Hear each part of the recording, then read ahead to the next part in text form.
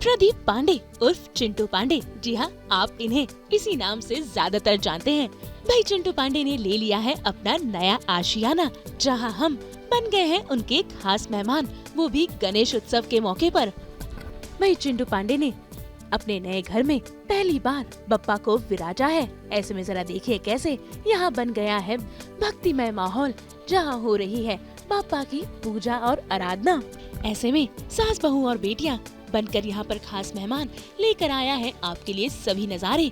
तो आइए बन जाते हैं इस खुशी भरे माहौल का हिस्सा और करते हैं चिंटू से खास बातचीत भी कि भाई आखिर इस साल उनके लिए क्यों रहा खास। भाई हम तो यही कहेंगे कि चिंटू इसी तरीके से अपनी जिंदगी में आगे बढ़ते रहे। मुंबई से कुणाल उपाध्याय के साथ ब्यूरो रिपोर्ट।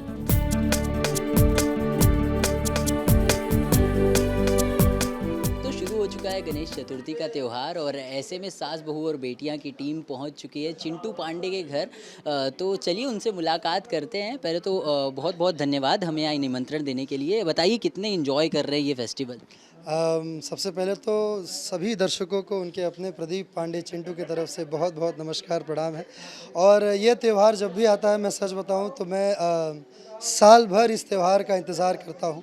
मैं साल भर इस त्यौहार का बेसब्री से एक्चुअली इंतज़ार करता हूं, क्योंकि जब भी ये त्यौहार आता है तो एक ऐसी खुशी भरे रंग और इतने सारे, मुझे सबसे ज़्यादा जो खुशी लगता है कि जब सारे लोग आते हैं, एक साथ होते हैं और एक साथ बैठकर जब भगवान का जब भजन होता है, तो बेसिकली मुझे लगता है कि ये शायद जब भजन का सिलसिला जब शुरू हुआ होगा तो वो इस वजह से शुरू होगा कि ताकि लोग एक साथ हों, एकता बनी रहे, लोग आएँ और प्रभु के गुणगान करें। उनके गुणगान में चूँकि पॉजिटिविटी वाली बात ही होती है, सकारात्मक बातें होती है, अच्छी बातें होती है, तो पॉजिटिविटी भी फैले लोगों में।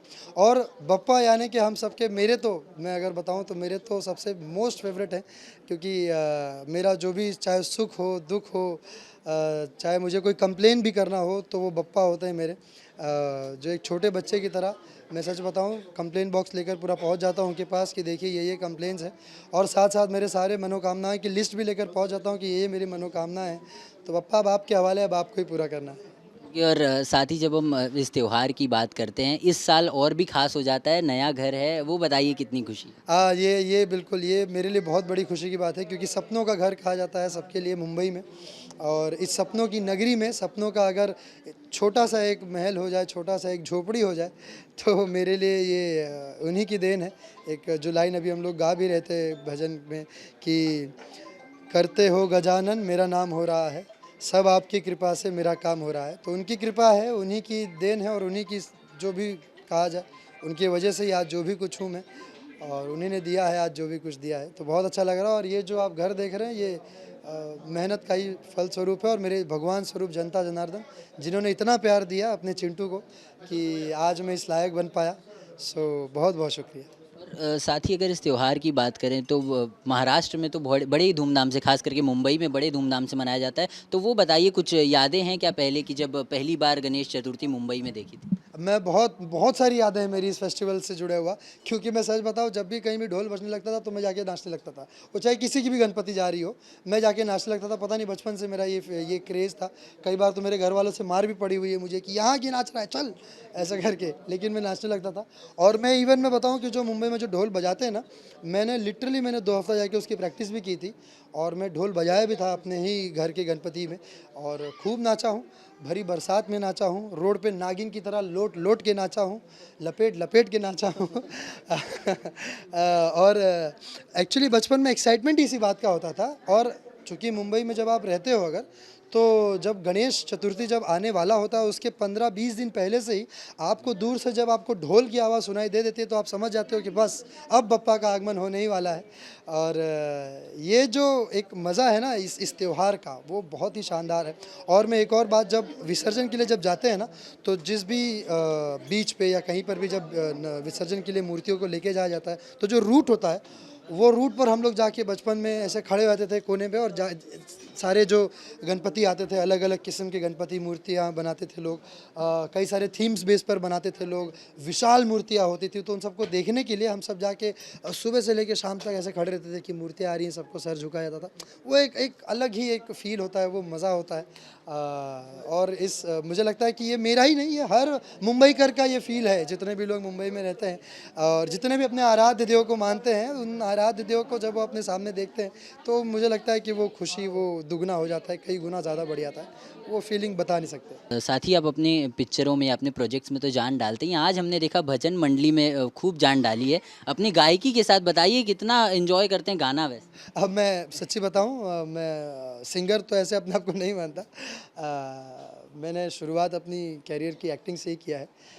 अच्छा, इस चीज़ के लिए भी मैं बहुत बड़ा एहसानमंद हूँ। मैं सच बताऊं, चूँकि जब मैंने जब गाना गाया था स्टूडियो में, वो मैंने मस्ती मस्ती में गाया था।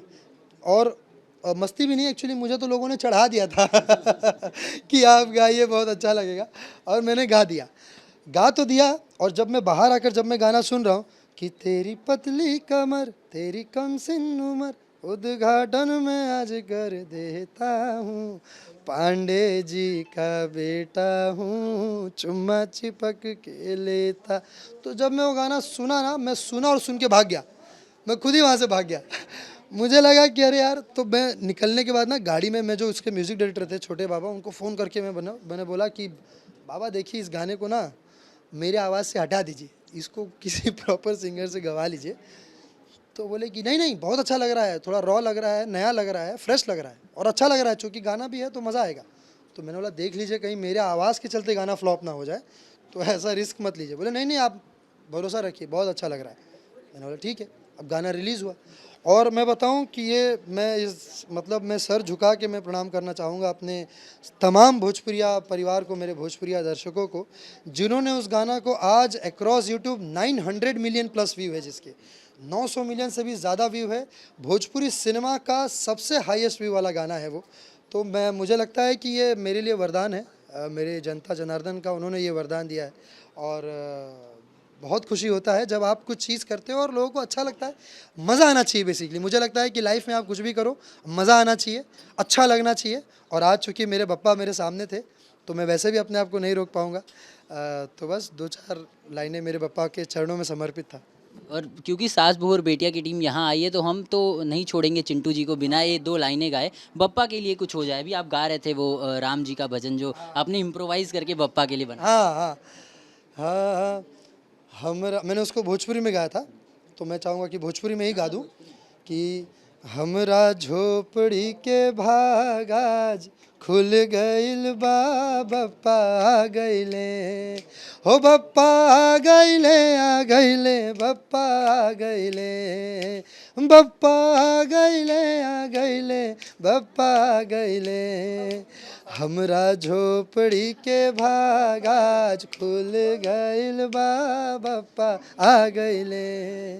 तो जब भजन तो भजन है, और इसका स्वरूप चाहे जैसा भी हो, और लेकिन बड़ा मज़ा आता है। और चूँकि परिवार के लोग होते हैं तो बड़ा मज़ा आता है। और हमारे साथ एक और बहुत ही हमारी भोजपुरी की बहुत ही कुशल सिंगर ममता राउत जी भी आई हुई हैं, और एकदम सही टाइम पे आप आई हुई हैं। देखिए, सास बहू और बेटियाँ, अच्छा है ना, यहाँ पर टीम आई हुई है आज तक की। तो आप क्या कहना चाहेंगी? सबसे पहले तो सभी श्रोतागण और दर्शकगण को गणेश चतुर्थी की हार्दिक शुभकामनाएं। आप सभी को प्रभु अन्न धन संपन्न करें और बहुत सारी खुशियां दे, ऐसी ही मेरी शुभकामनाएं हैं। हम सभी इस पृथ्वी में एक परिवार है और इस परिवार को हमेशा संजोए रखें, समेटे रखें। बस ऐसा ही आशीर्वाद ईश्वर से प्राप्त हो। गणेश चतुर्थी पे आप भी कुछ गा दें। तब तो मैं यहाँ का ही कुछ हिट गाऊंगी, हाँ, है ना।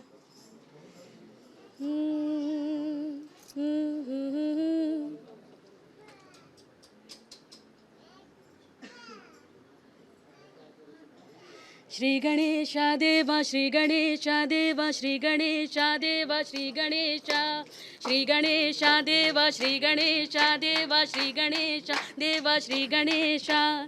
ज्वाला सी जलती है आँखों में जिसके भी दिल में तेरा नाम है, परवाह ही क्या उसका आरंभ कैसे कैसा और कैसा ये परिणाम है।